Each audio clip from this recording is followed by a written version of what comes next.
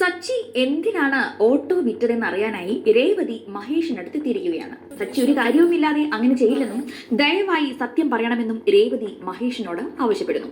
ആന്റണി വന്ന് ഭീഷണിപ്പെടുത്തിയ കാര്യവും പലിശ സഹിതം ഉടൻ പണം തിരികെ തന്നില്ലെങ്കിൽ ഞങ്ങളുടെ എല്ലാം കാർ പിടിച്ച് കൊണ്ടുപോകുമെന്ന് പറഞ്ഞ് ആന്റണി ഭീഷണിപ്പെടുത്തിയ കാര്യവും മഹേഷ് രേവതിയോട് പറഞ്ഞു. എന്നാൽ നാട്ടുകാരുടെ മുന്നിലിട്ട് സച്ചി ആന്റണിയെ തല്ലിയതിന് സച്ചി കാല് പിടിച്ച് മാപ്പ് പറഞ്ഞാൽ കാർ പിടിച്ചു കൊണ്ടുപോകില്ലെന്ന് ആന്റണി പറഞ്ഞെന്നും, എന്നാൽ അവന്റെ മുന്നിൽ താഴെ നിന്ന് വാശി പിടിച്ച് സച്ചി കാർ വിറ്റ് ഞങ്ങൾ ആന്റണിക്ക് കൊടുക്കാനുള്ള പണം അവന്റെ മുഖത്തെറിഞ്ഞ് കൊടുത്ത കാര്യവും മഹേഷ് തുറന്നു പറഞ്ഞു. ഇനി മഹേഷ് പറഞ്ഞ കാര്യങ്ങളെല്ലാം കേട്ട് രേവതി കട്ടക്കലിപ്പിലാണ്. ആ ആന്റണി ഇപ്പോൾ അവളുടെ കൺമുന്നിൽ ഉണ്ടായിരുന്നെങ്കിൽ അവൾ ചിലപ്പോ അവന്റെ തലയടിച്ച് പൊട്ടിച്ചേനെ. അത്രയും ദേഷ്യമാണ് രേവതിക്ക്. മഹേഷിനടുത്ത് നിന്നും അവൾ നേരെ പോയത് ആന്റണിയെ കാണാൻ തന്നെയായിരുന്നു.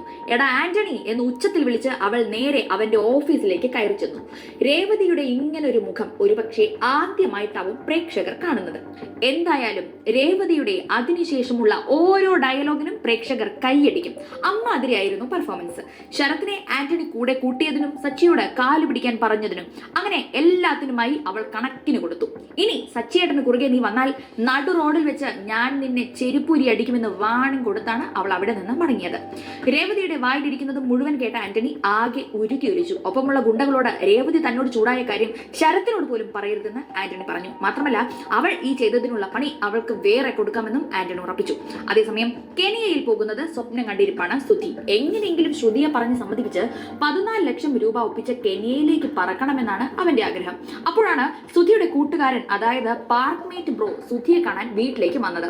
കാര്യം മറ്റൊന്നുമല്ല, പൈസ തന്നെ. സുധി വാങ്ങിയ 25,000 രൂപ ഉടനെ തന്നെ മടക്കി തരണമെന്ന് ബ്രോ അവനോട് പറഞ്ഞു. ശ്രുതി വിവരം അറിയാതിരിക്കാൻ അവൻ പരമാവധി ശ്രമിച്ചെങ്കിലും ബ്രോ കാര്യം ശ്രുതിയോട് പറഞ്ഞു. സുധിയെ വിശ്വാസമില്ലെന്നും പെങ്ങൾ പറ്റിക്കരുതെന്നും പറഞ്ഞ് അയാൾ വീട്ടിൽ നിന്നും പോയി. ഇത്രയൊക്കെ ആയിട്ടും സുധിക്ക് വല്ല ചമ്മലുണ്ടോ?